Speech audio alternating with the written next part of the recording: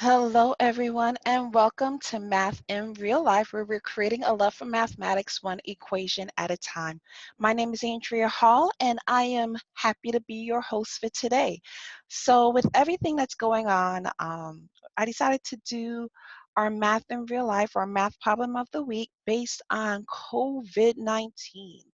All right, the coronavirus disease. It is happening and it is very real. Let me go ahead and start this off by saying, first of all, I am not a medical doctor. Okay. I am not a scientist. I am just a math teacher who is looking at the growth of this virus and thought to myself, I wonder if I could model this virus based on an exponential function. So I came up with a math problem of the week: create an exponential function to model the growth of the coronavirus. I know you guys are like, what exponential function? Are you for real? What is an exponential function? What are you talking about? So let me go ahead and share with you um, this website real quick. So if you go to worldometers.info, it actually tracks the coronavirus, the different cases of the coronavirus.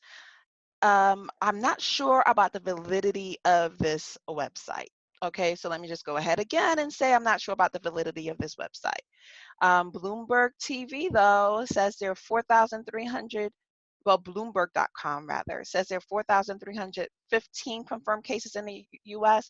Worldometer says there are more than that. There's 4,663 cases of the coronavirus. I think this one is more up to date as far as when I think about the information that we're gathering here. So we're going to stick with worldometers.info/coronavirus. Look up here. Again, not sure about the validity of this website. I think it's pretty legit, but again, I'm not a scientist. I'm not monitoring the data. I'm not getting this data. I'm not a medical doctor. Okay. So as I was looking at this website, I was scrolling down and I noticed that, hey, this growth pattern kind of looks like an exponential function. So for those of you guys who don't know, an exponential function is a function that has an exponent as a variable. The variable is um, an exponent. Okay, so if I was to give you like images of exponential functions, these are basic images of exponential functions that you see here on the screen. So as you see, if you're looking at this, you're like, oh, well, if that's what an exponential function looks like, this is f of x equals 2 to the x, for example, right? You can't see that because it's all blacked out. But that's f of x equals 2 to the x. That's an example of an exponential function. And then when you go back here and you look at this graph of the coronavirus, oh, it kind of looks like an exponential function. Now, the thing about exponential functions, if you notice, it seems to be flat and then it starts to grow really, really fast, really, really fast. And that's what makes exponential functions and a virus that's modeling an exponential function kind of dangerous, because that means this is growing exponentially. This is going to grow really fast, really quick. Okay, so I said, okay, well, how would I model this growth? So an exponential function has a basic, we have like a general form in mathematics. We have like a general form of an exponential function. The general form of an exponential function is y equals a, which is like your starting value, times r, which is like your constant ratio. Well, it's not a constant ratio, but it's your ratio. It's your rate, rather. It's your exponential rate to the variable x. So your variable a and r actually represent numbers. The only real variables in here are y and x. These are our variables, okay? A and r actually represent numbers, and we need to figure out what a is, what our starting value is, and we also need to figure out what the rate is, okay, what our exponential rate is. So this is a general form of an exponential function. And this is, if we can find these two things, then we can create an exponential function to model this growth of the coronavirus. That's a lot of words. I hope that made sense. Okay, so this is a general form of an exponential function. If I could find out A and if I could find out R, then I can create an equation to model the growth. And this can help us predict how many cases there could be if there are no other variables involved. And then it can help the government, it can help the medical field to make adjustments based on what these results tell us. Okay, so this is how mathematics can actually be helpful in real life because we can help make adjustments based on the growth. Okay, so that's an overall view of what we're going to do here. So how do I get started? Well, first I need to figure out a starting value. So when I hover over these numbers, right, this tells us the cases in the United States day by day. So it first started off with 15, and then it goes from on February 20th, there were 15 cases, and then on February 21st, it jumped up to 35. So I'm going to use these two numbers right here. I'm going to pretty much call February 20th my day 0. Okay, so I can call February 20th right here. Yes, sorry for that interruption. I am working from home, of course, right? So February 20th, we're going to call that day 0. That's going to be day 0. And there were 15 cases on day 0. Okay, that's February 20th. But then when I go on February 21st, just to highlight it again, that's when we have 35 cases. And this is when we have 35 cases. All right, so a simple exponential function based on that, again, this is where we're doing, this is our starting point. I should use a different color. This would be our starting point right here, okay? So I'm gonna say start here. Start here, day 0. All right, that's where we're starting. So what that would mean is my A, my color coding is so off. I'm sorry. I like to color code. So that would mean my A right here. And because I want to color code, I'm not going to color this. My A right here would then have to be 15 because that's what it is before, like that's day 0. So this is 15. That's A. All right. The way I figure out my rate is I need to say the second day, well, day 1. Okay, backtrack. In order for me to tell you what the rate is, I know what the final number is, right? I know what Y is. I know my output is going to be 35. Okay, I know day 0 is 15. So I'm going to say 35 equals 15. I don't know what my R is. I do know the X, and I'm saying that's 1. Okay, because I said that 35, this is day 1. This was day 0, this is day 1. So that means my X would be 1 right here. Hopefully that made sense. R to the first power is R. In order for me to get R by itself, I'm going to divide both sides by 15. So I get 35 divided by 15. And that's what my R is. So R is going to be 35 divided by 15. So again, I'm going to come right back here. And my model is going to be Y equals 15 times 35 divided by 15. I could actually put it in my calculator and get a decimal, but I'm going to leave it as a fraction right now, to the X power. If I want to put it with a decimal, it would be, I would say 35 divided by 15, 2.33 repeating. So that would be 2.3 repeating to the x power. So that would be the exponential function. So this is us. We actually just wrote an exponential function to model the growth of the coronavirus. But is this really true? Okay, is that really true? So if I'm calling this day 0, right? This is day 0. I mean, if I'm calling this day 1, sorry, the 21st is day 1. Day 2, day 3, day 4, day 5, day 6, day 7. Let's look at day 7. So let's call February 27th day 7, okay, based on our model. So this would be day 7. Well, let's go ahead and plug in 7 for x and see if that actually holds true. Like if this is actually the model, the equation to model it. So I'm going to say let x equal 7, and let's see if this model holds true. So this is when I'm going to go over here. I'm going to go ahead and pull up a Webcow calculator. So I'm going to go to Webcow, Web 2.0 Calc, and I'm going to go ahead and type this in. So I'm going to say 15. Sorry, you're going to see all this writing all over it. So I'm going to say 15 times, I'm going to say 35 divided by 15 because I like accuracy in numbers. I'm not going to estimate it, right? And then I'm going to raise it to the power, and we said we're going for day 7, so x equals 7. That means there should be 5,648 cases of coronavirus by day 7 if this exponential model is correct.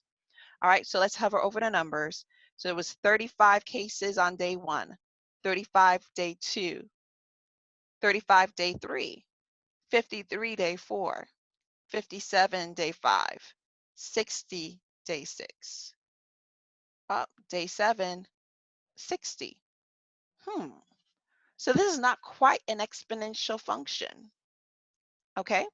Because according to the math, I should have 5,648 new cases of coronavirus, right? These are just the numbers here. Based on this exponential model, if this is an exponential function, this is what y should be equal to. But when we actually look on day 7, our y is not even anywhere close to it, praise God. It's at 60 cases. I want to pause right there for a moment because we like to use these terms like it's growing exponentially. And sometimes we get crazy and we get all bent out of shape. And I'm not downplaying the coronavirus at all because those deaths are real. And every family that's affected, that's real. Okay. And those who have compromised immune systems, who die because of, because of this coronavirus, this flu-like virus that's so that grows so easily, those are real, real, real, real. But guys, the strategies that we're implementing is working, okay? The social distancing is working. The boosting your immune system, it's working. Because according to an exponential function, by day 7, we should have 5,648 cases of the coronavirus. Clearly, there are only 60 on day 7. All right, let's clear that out. Okay, let's clear that out. Let's say, okay, well, maybe the rate that I came up with at first was wrong. Okay, so let's look at 2 other dates. Let's do it closer to home because now today, as of this recording, it's March 16th. Let's take a look at March 14th and March 15th. Let's call March 14th day 0. Okay, so we're going to call March 14th day 0. So we're going to call this day 0 right here. Day 0.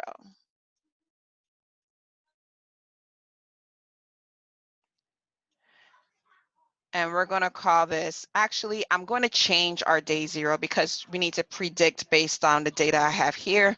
So let's call March 13th day 0 if you guys are okay with that. So on March 13th, that means there are 2,247 cases. 2,247 cases. Let's write that down. There are 2,247 cases. Make sure I wrote that down properly. 2,247 cases. And we're calling this day 0. I'm going to type because this will look better if I type, right? My handwriting on this board is not that great. Okay. Oops. Let's go ahead and grab this day 0. Calling that day 0. March 13th is day 0. Okay, so that means I'm going to call day 1 right here. March 14th is day 1. Day 1. March 14th, let's see how much there is on March 14th. On March 14th, there are 2,943. 2,943. 2,943. I said 2, not 3. 2,943, day 1. Make sure we did that right. 2,943, day 1. Okay, and then we can create our exponential function. Remember exponential functions? That's y equals a times r to the x power. Again, this is a very crude model. This is not taking in any variables. I'm doing this by hand, so there are lots of things that we're not taking into account here. Let's go ahead and try this out, okay? So our A would be our starting value. We're starting at 2,247, so y is going to be equal to 2,247, right? R to the x power. Okay, we're plugging in for day 1 to actually figure out what our R is. So the Y value is 2,943 for the Y value. We still keep our starting value the same, which is 2,247. And then R, and instead of X, we're going to say to the first power because we called that day 1.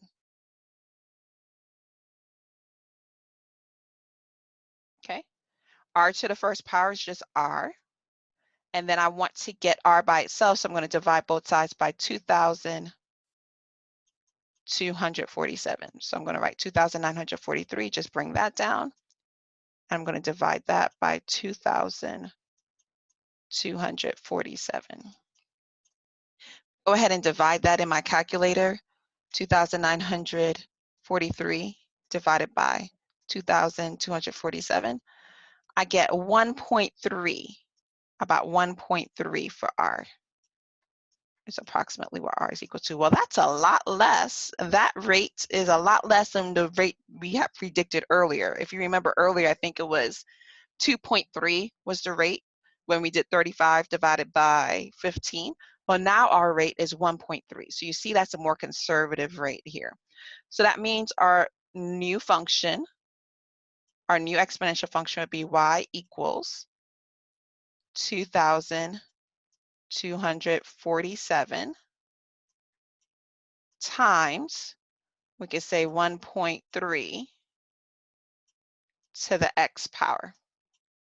I'm going to go ahead and write it like that because writing all those other numbers in between, it's kind of hard. All right, so let's see. Let's go ahead and predict what day 2 would be. That's March 15th. Notice I didn't highlight it yet. I didn't want to prejudice myself. Let's see what day 2 would be based on this model. Okay. So I'm plugging in. Let's go to our web calculator right here. I'm going to plug in 2,002.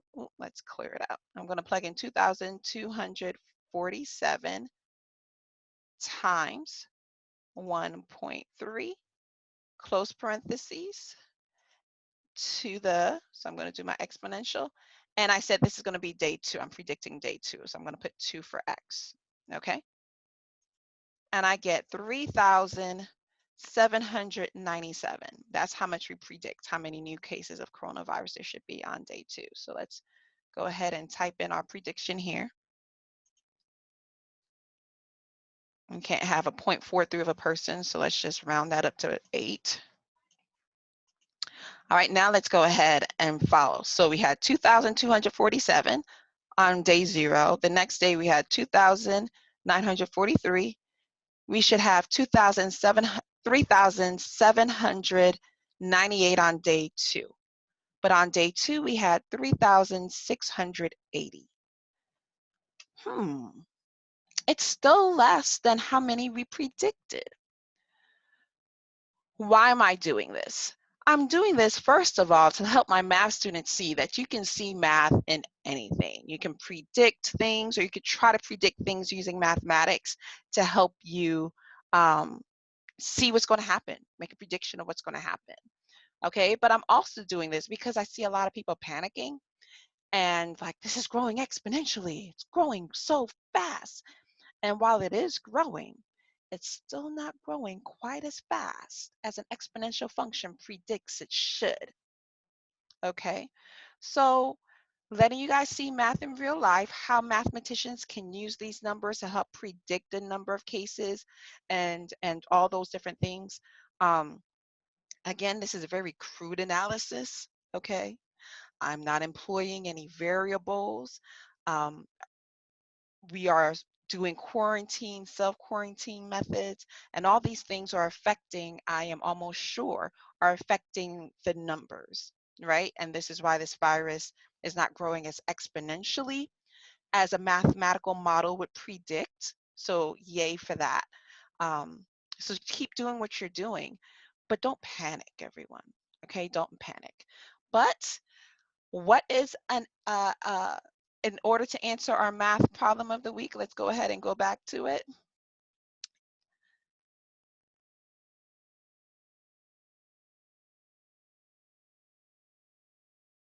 Do I still have it? There it is. It says, create an exponential function to model the growth of the coronavirus. And that's what we did today, guys. That's what we did. That's what we did. And the exponential function I think that we should probably go with is y equals 2,247 times 1.3 to the x power. That's the second exponential function that we created. I believe that that was better because it got us closer to the numbers that we were seeing in a number of cases. But that would mean that day 1 begins or began on March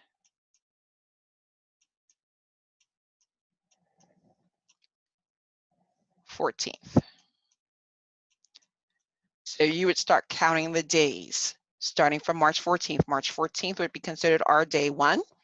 Day 2 would be considered March 15th. And then it would be interesting to see what day 3 would be, which would be tomorrow. No, day 3 would be today. Haha. What the numbers would be by the end of today, and if it would match up to the models based on this exponential function. All right, I did a lot of talking. I hope I didn't confuse all of you. I hope your brains aren't hurting. I would love to see your questions and comments in the chat box below. Blow my mind away, blow my theory out the water. I don't, let's just learn from each other. But I hope you guys enjoyed this math problem of the week. Thank you all for joining me. Thank you all for joining me. And before we go, I want to go ahead and thank our Patreon supporters. Thank you, Dr. Sylvia Calendar Carter, Latanya Moore, and Dr. John E. Carter. For more information, check us out, irlmath.org. Have a great day, everyone. Bye.